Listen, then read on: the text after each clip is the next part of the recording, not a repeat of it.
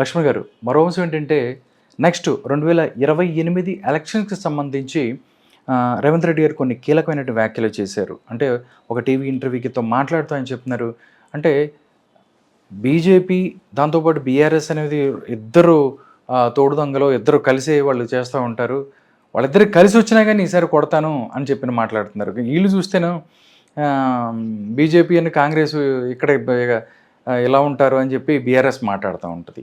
నిజంగా అలాంటి పరిస్థితి ఉందా? 2028 ఎలక్షన్కి సంబంధించి రేవంత్ రెడ్డి ఏ విధంగా డ్రైవ్ చేయగలుగుతాడు? ఎందుకంటే ఆయన చెప్తున్నాడు, నేను ఏ విధంగా ముందుకెళ్తాను, బాసరకు సంబంధించవచ్చు, మిగతా వాటికి అభివృద్ధి కార్యక్రమాలు నేను చేస్తాను, ప్రజలు నాకే మళ్ళీ ఓటేస్తారు అని చెప్పి కూడా మాట్లాడుతున్న పరిస్థితి. అలాంటి సిచ్యువేషన్ ఉందా సార్ తెలంగాణలో? ఇప్పుడు ప్రజాభిప్రాయం ఇప్పటి వరకు మనం మాట్లాడుకుంటే కాంగ్రెస్ పార్టీ వ్యతిరేకత ఓట్ల శాతం పెరిగి ఉంది 2.5 సంవత్సరాల్లో.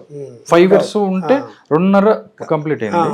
కాకపోతే లోకల్ బాడీ ఎలక్షన్స్ లో ఎలా సక్సెస్ అయ్యారంటే అధికార పార్టీ ఎవరు అంటే వాళ్ళకే ఓటేస్తారు కదా. అది సాధారణంగా లోకల్ గా వాడు ముత్తుకుంటాడు పోయి. అవును, వాడికి పని ఉంటుంది, చేయించుకుంటాడు. అధికారంలో మనం అధికార పార్టీకి వేయకపోతే ఫండ్స్ రావు, రాష్ట్ర గ్రామం అభివృద్ధి చెందదు, ఇట్లా చెప్తాడు కాబట్టి పోనీలేని వేసేస్తారు. అవును.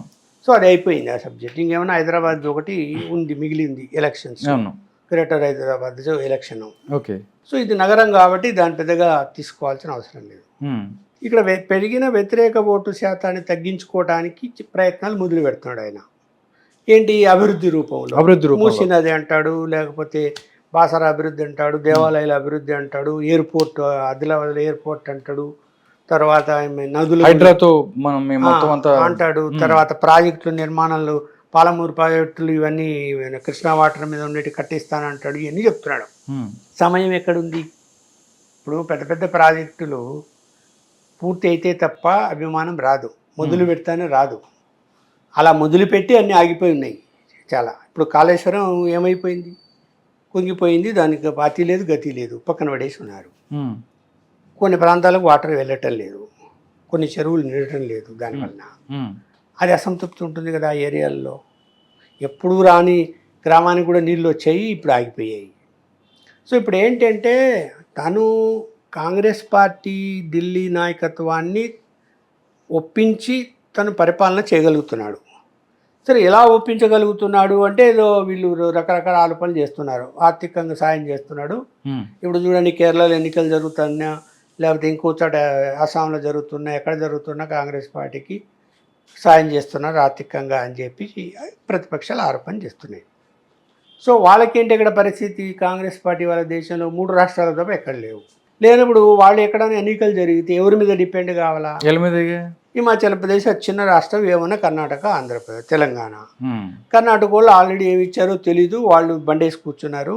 కేవలం సహాయం అంటే తెలంగాణ నుంచే కేరళ ఎలక్షన్స్ కూడా మొత్తం మనోళ్ళు ఎక్కడి నుంచి తెలంగాణ నుంచే ఫండ్స్ వెళ్తున్నాయని ఒక ఆరోపణ ఉంది. ఉన్నప్పుడు తను కాంగ్రెస్ పార్టీ లాజిక్ ఎలా ఉంటుంది?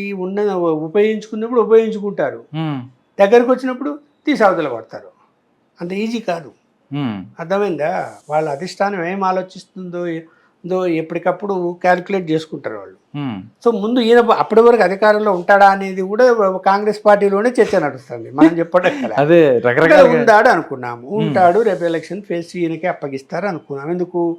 అబ్బో, ఇలా సామాధాన దండోపాయాలను ఉపయోగిస్తాడు, ఏదో విధంగా గెలిపిస్తాడు. పవర్లో లేనప్పుడే 100 చేశాడు, పవర్లో ఉంటే గెలిపిస్తాడని నమ్మారు అనుకోండి, నమ్ముతున్నారు. అధిష్టానం నమ్మి చేతిలో పెట్టింది అనుకున్నాము. కానీ ప్రజా వ్యతిరేకత పెరిగితే దాన్ని ఎవరు ఏమీ చేయలేరు. ఎస్ అంటారు, లోపల పోయి నెగిటివ్ ఓటేస్తారు. దాన్ని తట్టుకొని నిలబడాలి. ట్రయాంగిల్ ఫైట్లో నీకు అధికార పార్టీకి అడ్వాంటేజ్ రావాలా? వస్తుందా? ఇవాళ అరే దేశంలో బీజేపీ పార్టీ బ్రహ్మాండంగా పనిచేస్తున్నది, నరేంద్ర మోడీ గారు అనేది ఆ ఇమేజ్ పోలేదు. పోనప్పుడు మన రాష్ట్రంలో బీసీని వాళ్ళు బీజేపీ వాళ్ళు బీసీని ముఖ్యమంత్రిని చేస్తామని పోయిన ఎన్నికల్లో చెప్పారు. మళ్ళీ చెప్తారు ఇప్పుడు. వాళ్ళు చెప్పినప్పుడు బీసీల సంఖ్య ఎక్కువ ఉంది, 62% ఉంది కదా తెలంగాణలో. ఉన్నప్పుడు ఏమో ఈసారి ఒకసారి అవకాశం ఇచ్చి చూస్తాం బీజేపీకి అని అనుకోవచ్చు. అలాగే బీఆర్ఎస్ పార్టీ బలహీన పడలేదు ఇంకా, మనం మళ్ళీ బీఆర్ఎస్ పార్టీనే రాని, వీళ్ళు చేసింది ఏమీ లేదు అని చెప్పి కూడా ఆలోచన చేయొచ్చు. అందువల్ల ఇప్పుడు మనం ఇంకా అంచనా వేసి చెప్పలేం. మళ్ళీ కవిత కూడా ఆమె పార్టీ బయటికి రావాలి, ఆమె పార్టీ ద్వారా ఎవరికి నష్టం జరుగుతుందో కూడా అది కూడా తెలియాలి. తెలియాలి. సరే, ఇప్పుడు బాధ్యత గల ముఖ్యమంత్రి రేవంత్ రెడ్డి ఆయన తను అలాంటి మాటలు మాట్లాడకుండా మళ్ళీ మేము వస్తాం గెలిచి తీస్తామని చెప్పక ఓడిపోతామని చెప్తాడు. ఎవరైనా చెప్పరు కదా. అంటే అన్నిటికైనా దాని ఉంటే ఇద్దరు కలిసి వచ్చినా కొడతాం అంటున్నాడు. అదే కొంచెం అతిశయం. ఇప్పుడు ఇద్దరు కలిసి వచ్చిన అంటే ఆయన ఎన్నికల్లో బెనిఫిట్ పొందడానికి ఇద్దరిని కలుపుతుంటాడు, అంతేగాని ఇక్కడ ఒక బీజేపీ బీఆర్ఎస్ కలుస్తాయి పొత్తు పెట్టుకుంటే అనుకున్నాడు ఆయన అనుకున్నాం. ఒకవేళ పొత్తుకు ఏమైనా అంగీకరిస్తుందేమో బీఆర్ఎస్ అనుకుంటే బీజేపీ బీసీ ముఖ్యమంత్రి పదవిని పక్కన పెట్టదు. మేము బీసీని ముఖ్యమంత్రి చేయాలనుకుంటున్నాము, మా పార్టీ వాడే ఉంటాడు, మీరు మాకు పొత్తులోకి వస్తే రండి అంటారు. అలాంటి పరిస్థితి ఉండదు, అలా చెప్తారు. అందుకని వీళ్ళు వాళ్ళ కిందికి పోతారా? కదా. దేశంలో అధికారం పెట్టుకొని మళ్ళీ రేపు పొద్దున్న 29లో మళ్ళీ అధికారంలోకి వస్తానని నమ్ముతున్నారు వీళ్ళు. మోడీకి వ్యతిరేకత ఎవరు లేరు, ఇంకా దిక్కేలేరని, కాంగ్రెస్ పార్టీ పని అయిపోయిందని. అలాంటి వాళ్ళు వాళ్ళతో పొత్తు పెట్టుకొని వాళ్ళను ముఖ్యమంత్రిని చేస్తారా? చెయ్యరు కదా. ఇప్పుడు ఆంధ్ర విషయాన్ని చెప్పాను కదా ఇందాక నేను. అయ్యా రేపు 29లో బీజేపీకి జనసేనకు ముఖ్యమంత్రి పదవి వదలాలి అని అన్నట్టే ఇక్కడ కూడా ఒకవేళ జనసేన మన బీఆర్ఎస్ పార్టీ పొత్తు అడిగితే మాత్రము బీజేపీనే ముఖ్యమంత్రి క్యాండిడేటు అని చెబుతారు తప్ప వేరే జరగనప్పుడు వాళ్ళు కలుసుకుంటారా? చూడాలి, వేచి చూడాలి. కలిసే అవకాశం ఉండదు కదా మరి. సరే గురుగారు, ఇంకోటి ఏంటంటే 5 రాష్ట్రాలకు సంబంధించి ఎలక్షన్స్ జరుగుతున్న పరిస్థితి కనపడుతుంది. అక్కడ చూస్తే అస్సాం ఒకటి, దాంతోపాటు వెస్ట్ బెంగాల్, దాంతోపాటు పుదుచ్చేరి, తమిళనాడు, కేరళ 5 చూసుకున్నట్టయితే బీజేపీ ఇక్కడ మేము మ్యాక్సిమం స్టేట్స్ మేము గెలుస్తామన్న పరిస్థితి కూడా కనపడుతుంది. నిజంగా అస్సాంలో డెఫినెట్గా వచ్చే అవకాశం ఉన్నప్పటికీ కూడా వెస్ట్ బెంగాల్, తమిళనాడు, పుదుచ్చేరి ఇలాంటి చోట బీజేపీ తన మార్కును చూపించగలుగుతుందా? ఇప్పుడు పుదుచ్చేరిలో బీజేపీ ఉంది, అస్సాంలో బీజేపీ ఉంది. ఓకే, రెండు వాళ్ళ రాష్ట్రాలు వాళ్ళకి వస్తాయి నేనైతే అనుకుంటాను. పుదుచ్చేరిలో ఓడిపోరు, గెలుస్తారు. అస్సాంలో కూడా గెలుస్తారు. ఇక్కడ వాళ్ళు ఎక్స్పెక్ట్ చేసేది పశ్చిమ బెంగాల్ ఒకటే. తమిళనాడు, కేరళ వాళ్ళేమి ఎక్స్పెక్ట్ చేయరు. బీజేపీ ఎక్స్పెక్ట్ చేస్తారు, ఇప్పుడే చేయదు, ఇంకా టైం పడుతుంది. బెంగాల్ అయితే బెంగాల్లో ఛాన్స్ ఉంది, పొటాపొటిగా నడుస్తుంది అది. 1,20,00,000 ఓటర్లని ఐడెంటిఫై చేశారు, దొంగ ఓటర్లని. ఇది బంగ్లాదేశ్ నుంచి వచ్చిన వాళ్ళందరినీ కూడా మొత్తం క్యాన్సిల్ చేసి పారేశారు. వాళ్ళందరివి డబోదేమో మొత్తుకుంటున్నారు, వాళ్ళ ఓటింగ్లోకి రారు. ఒక 7 జిల్లాలలో వాళ్ళ ప్రమేయం ఉండేది, ఆ ప్రమేయం తగ్గిపోయింది ఇప్పుడు. సో అడ్వాంటేజ్ ఉంది అక్కడ.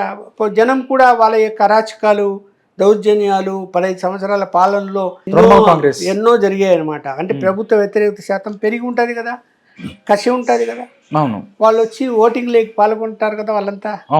సో విపరీతంగా ఓటింగ్ పర్సెంటేజ్ పెరిగితే రేపు ఖచ్చితంగా బీజేపీ వస్తుంది నేను అనుకున్నాను. అక్కడ తగ్గిపోతే మనం చెప్పలేము.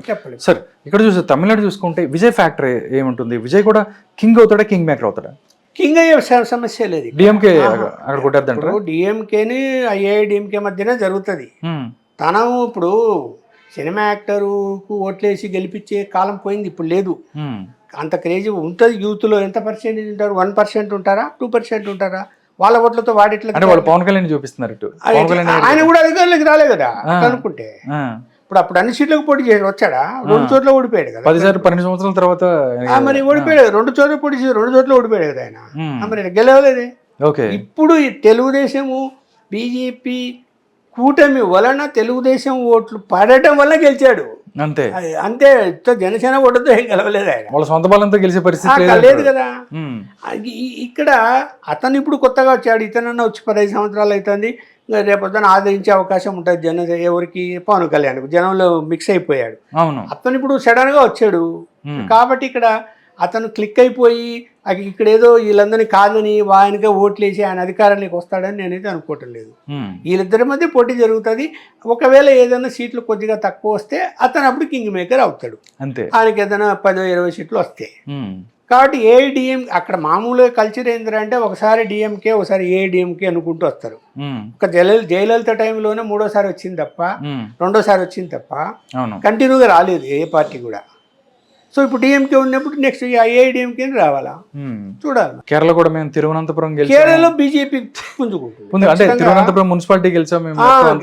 గెలవడమే కాదు, అక్కడ హిందూ మతం వ్యాప్తి విషయంలో కూడా అక్కడ కమ్యూనిస్టులు లెఫ్టిస్టులు వాళ్ళ యొక్క అరాచకాలు వాడు ఏం చెప్తాడు తెలుసా, ఇప్పుడు ఆ వీధిలో ఒక లెఫ్టిస్ట్ లీడర్ ఉంటాడు, ఆ వీధికి రోడ్డు శాంక్షన్ అయింది, ఆ కాంట్రాక్టర్ గాడు ఈడు చెప్పేంత వరకు వాడు ఆ రోడ్డు వేయడానికి లేదట. పలానప్పుడు వెయ్యి అంటే నెక్స్ట్ మంత్ వెయ్యి, ఇప్పుడు వేయకంటే వాడు ఊరుకోవాల్సిందే, సైలెంట్ కూర్చోవాలా. కాలువ కట్టాలి అంటే నేను చెప్పినప్పుడు కట్టు అంటే వాళ్ళు, అది చిన్న ఎగ్జాంపుల్ చెప్పే మీకు, ప్రతి విషయంలోగా వాళ్ళు కమాండ్లో తీసుకున్నారు. సో అది దాని మీద వ్యతిరేకత ఉంది బాగా, కాబట్టి అది బీజేపీకి అనుకూలంగా ఉంది.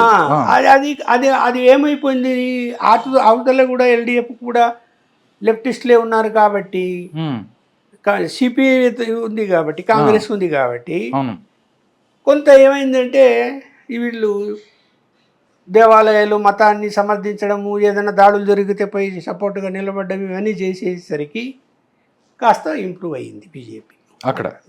చూద్దాం సార్ ఏం జరిగిందో. Thank you so much Lakshman గారు. ప్రస్తుత రాజకీయ అంశం మీద చక్కని విశ్లేషణ అందించారు. నమస్కారం. నమస్తే.